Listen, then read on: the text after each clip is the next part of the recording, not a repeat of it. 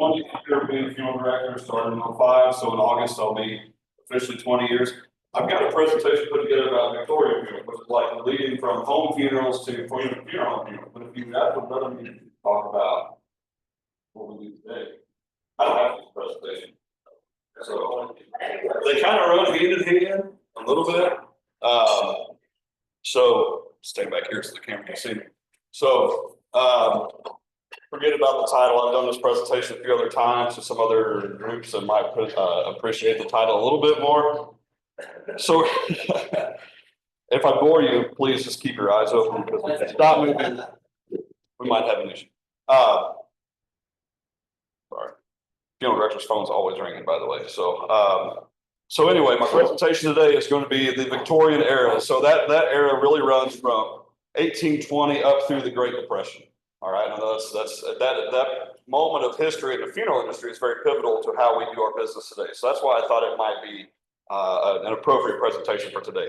So to start off, before we get too far in the presentation, started in 1820.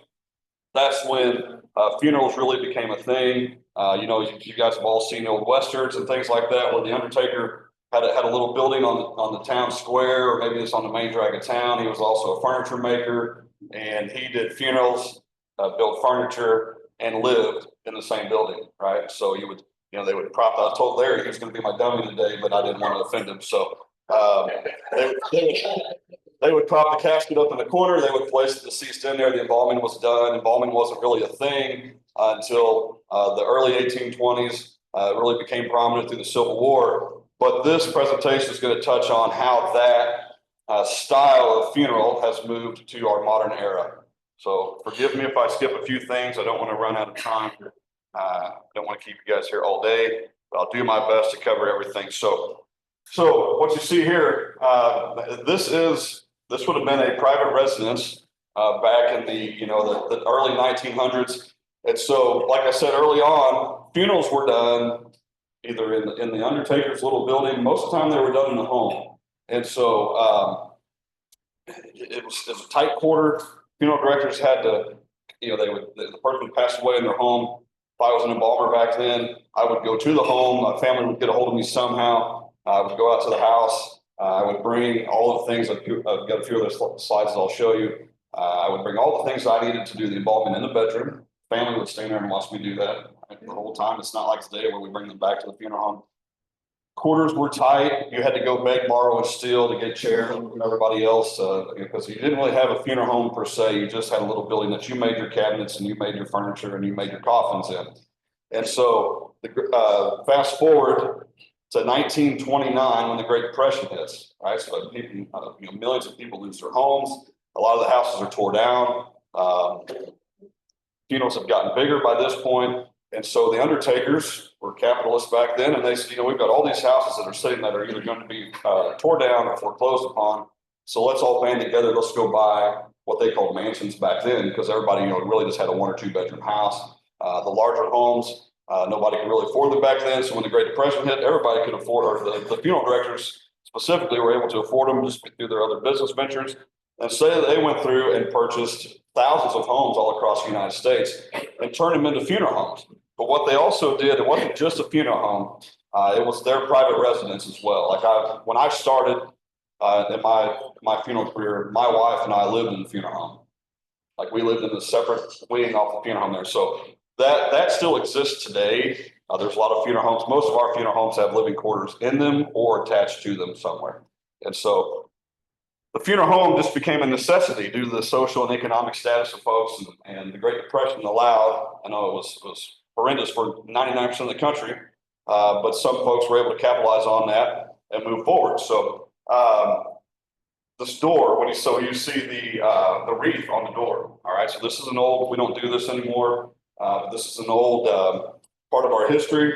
You can see that wreath is black. It's got some white. It's got some red in it. So it would signify, the color of the wreath would signify who passed away. If it was an elderly person, it was all black. If they were like a middle-aged person down to a teenager, it was black and white. And if they were a young child, it would be black and white and red. Those were the standard colors. So you didn't have to wonder what the age of the person was that passed away. You just walked by the house. Was not time to pay your condolences yet, because most of the time the undertaker was still working. He would bring this wreath with him. When the time came, he'd put on the door, he'd go in the house, he would do his part, and then the funeral procession or the funeral would happen after that. So this is a wicker basket. Back before caskets were a thing, we had coffins, right? So you guys see the old westerns, coffins are anthropoidal, they're human shaped. They've got a flat top and a bottom. They come down to allow for the shoulders and the elbows, and they go back down to the hips and the feet. Those were what was used primarily. Back pre-Civil War, the coffin was completely open, you know, and they were just set up. Most of the time they were leaned up against the undertaker's building until they went to the house, because they didn't really go to the house prior to that, prior to the 1820s. And so two things happened when the Civil War came along. The undertaker decided, you know, all the Civil War battles, there were a lot of folks that had amputees, they had some pretty serious lower body injuries. And so they started closing the bottom half of the casket, much like we do today, to hide some of the more grotesque things, to take away a little bit of the stigma of death. And so this wicker basket, there are some funeral homes that still use wicker baskets, by the way. But the wicker basket was more used as a means of holding the deceased until the casket or coffin could be finalized. And so an interesting story about the wicker basket that we've all heard, the saying, "Oh, it's just a basket case," right? That literally comes. No way. Seriously. And there's a couple of things that funeral directors did that people actually say regularly. And so I'll go through a few of those things, but that is what the wicker basket came from. So now in today's world, wicker baskets are used for green burials. If you chose not to be embalmed, but you want to be buried, green burial in a cemetery, wicker basket, because they will degrade in the ground just like because they are all natural. So that is a little bit of the history. We have some old wicker baskets that were unused. Some of our funeral homes, we've got some historical stuff laying around people can come see occasionally. So this would be a setup of a home, not a funeral home. This would be in somebody's private residence. This is just a recreation. But you can see we've got matching chairs with the rope over here. That is where the family would sit. This is kind of, and the rope is to keep the family away. Today's world, everybody wants to pay their respects to the family. Back then, you didn't really speak to the family because you knew who'd passed away by the wreath. You were invited to the funeral. You see it set up on sawhorses, and that is an actual coffin, not a casket. It's all decorative. That's just a picture that we pulled up. But that would be a common scene back then. Funerals back really up until the 1930s lasted for 3 or 4 or 5 hours. It wasn't just like you went in and you had a couple songs, you had a preacher, and everybody went to the cemetery. It was an ordeal, and it was an all-day thing. A lot of times, what would happen, you know, is that you would have viewing hours for days prior. The body would be laid out in the front of the home for 2, 3, 4 days. Most people try to hold true to the 3-day. You know, you pass away, and then 2 days later, you've got your funeral, and that was it. But some really out further east, they would last up to a week occasionally. So you can see that's just a sign there. So this is something that's interesting. A lot of people don't know this. Back really up until the 30s, funeral directors would have to go, like if RJs were open and I had a big funeral, I'd have to come to RJ and say, "Hey, Randy, can I borrow all your chairs to take to this house?" They'd have to go everywhere and borrow chairs. And so an undertaker in Ohio thought, well, I've got to have an easier way to get this done. And so he invented the folding chair. It's called the undertaker's case, is what it was called. But the funeral director in Ohio invented the folding chair. He did that out of necessity. And within a decade of him inventing the chair, churches, hospitals, funeral homes, fire departments, for whatever reason, they had folding chairs. Those were the big purchasers of these folding chairs back in the day. I don't have a slide for this, but another interesting story about what a funeral director invented was a town that was in Ohio, 2 competing funeral homes. One funeral director's wife works as a switchboard operator. And so whenever a call would come in, "Hey, John Doe's passed away. I need your services. I need a funeral home." Well, she would just plug the cord in and would go to her husband's funeral home. And so the other funeral director, the other funeral director got tired of struggling to stay in business. So he invented the rotary phone. But yeah, I mean, funeral directors are creative. I can assure you, they'll find a way to get through. So this is one of Henry Ford's pickups. Everybody thinks with pickup today is stuff that if you need to haul something, if you're a farmer, if you're a business owner, you know, you need a pickup to move things around. Henry Ford's idea for the pickup was not for farmers. It was for undertakers to have a way to haul the body, because we're getting out of horse and buggy stage at this point, right? And so we're moving forward to the automobile. He had a name for it. It was just the undertaker's truck. He got shot down. One of the few times he was told no, I'm sure. And so the pickup truck became all for the public, and really it was only invented for the funeral directors having means to haul the casket to back and forth from the house to the funeral home if they needed to do that. So this is a setup here of what a funeral director or an embalmer would bring to the house whenever the death occurs. So up in the left-hand corner, that's called an embalmer's grip. That would include all the instruments that an embalmer would use, all the chemicals that were needed, formaldehyde, some other things. They would bring that with them. And then down here, this is called a cooling table or a cooling board. You can see it's got a wicker base, it's got a bunch of holes in it. A lot of times they would take buckets of ice, chunks of ice, and place underneath that to keep the body cool while the embalming was going on, because at this point, embalming is still not an exact science, but it was literally just a practice at this point. They didn't have all of the ways to bond all the proteins together to slow decomposition as much as they wanted to, and so they would keep them on that board during the embalming process. And this would be done in the bedroom where the decedent passed away, if they passed away at home. And so it was very arduous for the embalmer because, it's middle of the night, you've got to pack all these things up, take them to the home. In today's world, we say, hey, folks, we'll just let us take them back to the funeral home. We'll take care of everything. But back then, again, it was all in the home. And so it was very hands-on for everybody, including the family. I couldn't imagine the family would want to watch any of this today. But again, back then, things were just a little bit different. So this is a sign, this is just some advertising of what funeral directors would do. So you can see now we're moving forward. The coffins are getting a little more ornate. One thing that funeral directors also did, being in the furniture business, they also own their own horses, they own their own buggies and things like that. So they could provide everything. They could provide a horse, they could provide the carriage, they could provide the casket, they could do the funeral for everybody. And so this is just an advertisement of what they would do. And you can see at the bottom, you probably can't, it says, my office is open all night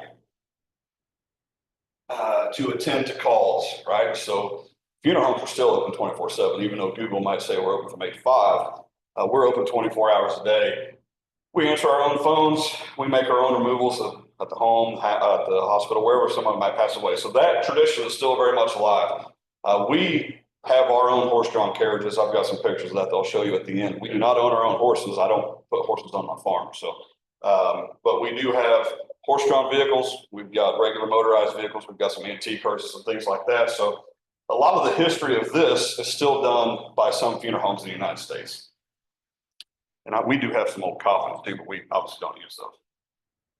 So moving forward, we're getting into more of a casket look, right? So everybody got out of the coffin stage. We're getting a little more modern. They want something a little bit nicer. And so you can see we've got two selections here. So this top casket here would be for somebody that was of less means than somebody else. And so it's not very ornate. It is just a casket. It's got handles and it's got an interior that folds over, much like what we've got today. The casket at the bottom, all of this was hand done. All the wood was hand carved, and all of this drapery was done by a seamstress within the furniture shop most of the time. And the more ornate the casket, the more well-to-do the individual was. So this is called a Davenport. So there was still some stigma with death, and there still is, but leading up till when we were doing home funerals, the body would lay in state in the house on a sofa or on a day bed until the coffin or casket was completed. And so to ease the sting of seeing their individual in a casket, the funeral directors, the casket makers got crafty and said, well, we're going to make this thing look like a sofa or a Davenport. And so it has where this portion collapses down, that folds over. So it does look like they're still in bed. They're not laying there. They didn't have to go and look over into the casket and see their individual. So this is not a thing anymore for us. You're really not. I think I'd probably have the Amish make me one like that because I make a few caskets for it still.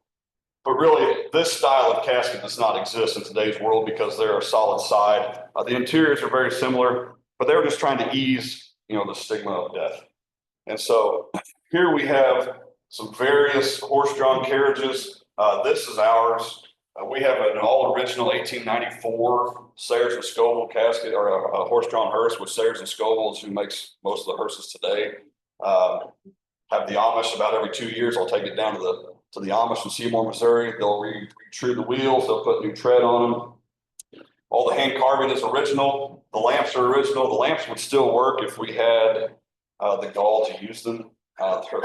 They're irreplaceable. So we just put them on there, and it makes me nervous because I haul that to all of our funeral homes whenever we went in. We rent it out to other places, but it's all original. It's very neat. The place that we use is called Shires for Hire out of Springfield, Missouri. They use black Clydesdales to haul that, and makes a really cool statement. It really is neat, especially if we're buried in town, like if we go to Dale Blair or my cemetery outside of town.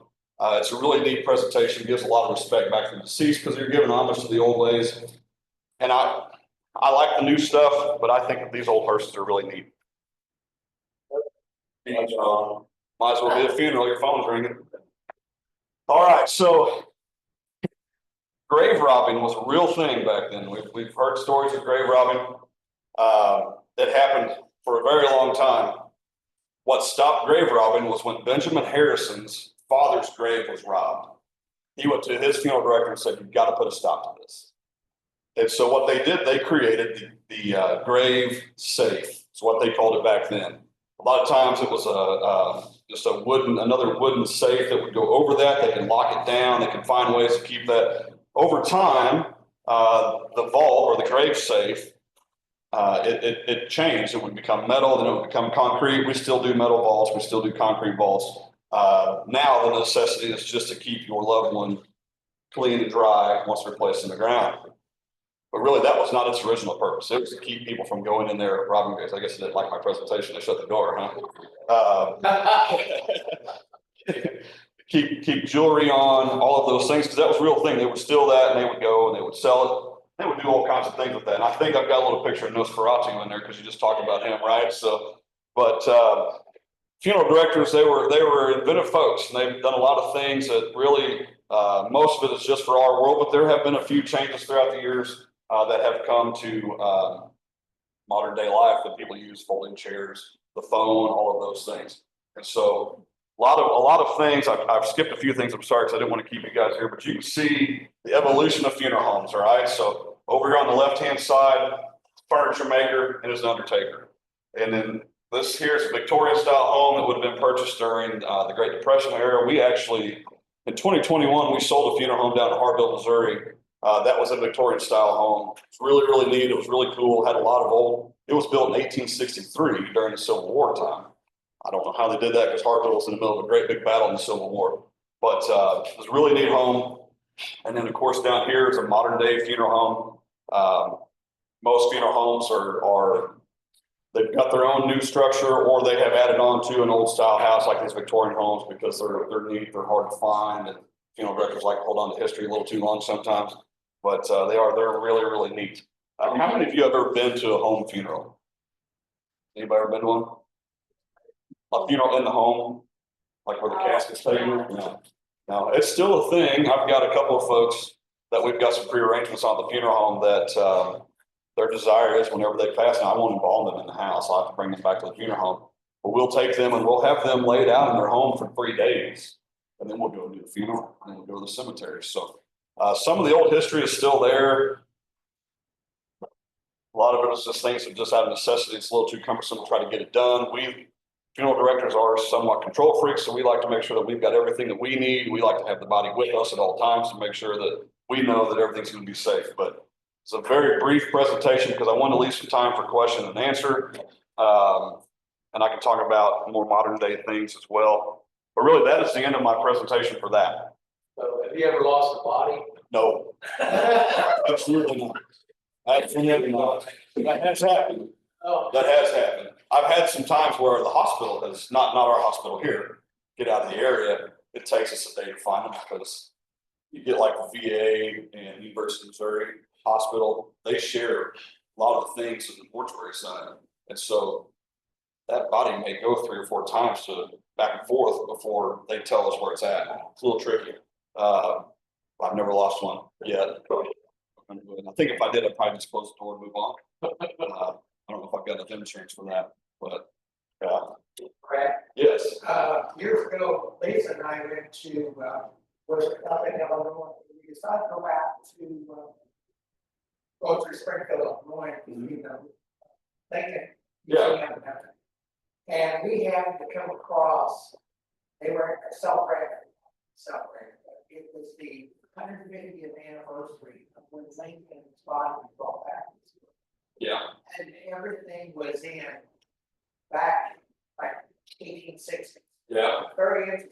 Yeah. And, you know, they had the whole working on it in black and everybody was, dressed in color, you know, black. Also, you were talking about the grave robber and Lincoln, I guess, there was a conspiracy Yes. about, stealing Lincoln's grave. Oh, yeah. Yeah, he was originally buried in the ground. Of course, you know, he went on a nationwide train ride, and they did funerals at several locations throughout. And he was re-embalmed. They would stop, they would do some re-embalming, they would put him back out. Had his own train, the train was ornate, it was all dressed in black, and they had a horse-drawn hearse and all those things. But he was placed in the ground originally. Some thought that some folks from the south were going to dig him up and just do away with him. So they hid him. They buried him again. They pulled him back up until his actual tomb was done. Then they placed him in the tomb there at that cemetery spring. It's got the big head of Lincoln out front. He rubs his nose for good luck and all that stuff. It's really, really neat place to go. But yeah, grave robbing was a real thing. President Lincoln, they were on high alert for him. I don't think I've ever heard the term re-embalm, so it's a thing. How long you're gonna keep someone out? Yeah, I mean, in today's world, we can use refrigeration, right? So we do the embalming. Embalming is not it is still a practicing science, right? So, because not everybody's makeup is the same, all right? If you've been on cancer treatments, you've had chemotherapy, if you're a heavy drug user, those things really will work against what I'm trying to do to preserve you, right? And embalming is not meant for preservation. It's meant for disinfection first. Right? That is a primary thing you got to poke with. Presentation or the preservation is long after you thought of what it's actually for. But it's not uncommon for us to hold an individual for a month or 60 days before the service is done. And if we know that in advance, I've got techniques that I can use when I'm doing the embalming. I can halt that, but a lot of times refrigeration is our best friend. So you talk about the green vehicle for the wicker basket. Yeah. So the state, county ordinance still have to use the ball, correct? nope, it's all cemetery required. There are no state laws that say that you have to be buried in a concrete vault, anything like that.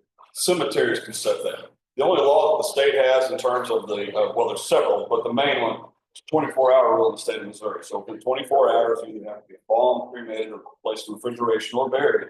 Right? So if you do the embalming 24 hours out of the way, today's world, you're not going to get cremation done in 24 hours because there's so many signatures that have to be gathered medically and by the family. It's really tough to get that done. So that's the only law that we really have to follow in terms of what happens with that. But as far as burial goes, cemeteries have their own regulations to how to bury. You can be buried on your own property. No law against that. We do that a few times a year. It's always interesting. We tell folks to have that little section deeded off as a cemetery because if you've got a place and you're buried on your place and you don't have, you're on the back 40, you take a little acre back there, you don't have it sectioned off, you don't have it surveyed and deeded. And I buy your land or my grandson buys your land 60 years down the line. He wants to clear it all off and build homes there.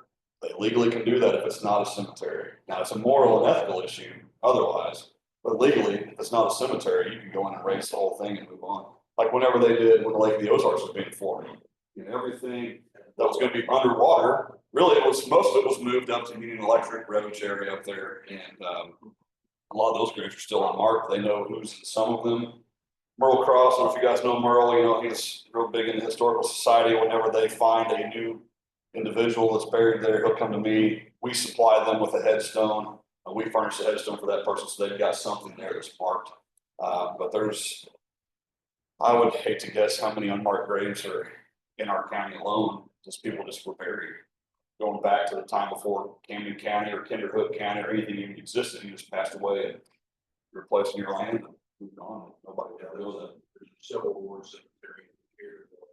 And also, Indian Burial Ground is probably not 75 yards from where there's probably 15 or 16 that were in there in this fine field with this big rocks. Yeah. And through the years, one or two people have brought like little headstones. Right. I've got Indian burial ground on my farm on B Road. I can't touch the land. I can disc it, I can plow it, I can cut the hay off of it, I can run my cattle on it, but I can't build on it. Can't touch it. You can't dig over what, 24 inches. Yeah, and I go 6 inches when I plow, so, and I just do that about every 10 years, so you can't, it's a piece of ground that will just forever be a farm, which is fun. So my great grandparents bought the farm back in the 40s, and the Civilian Conservation Corps came in. The farmland ran all downhill. It's not a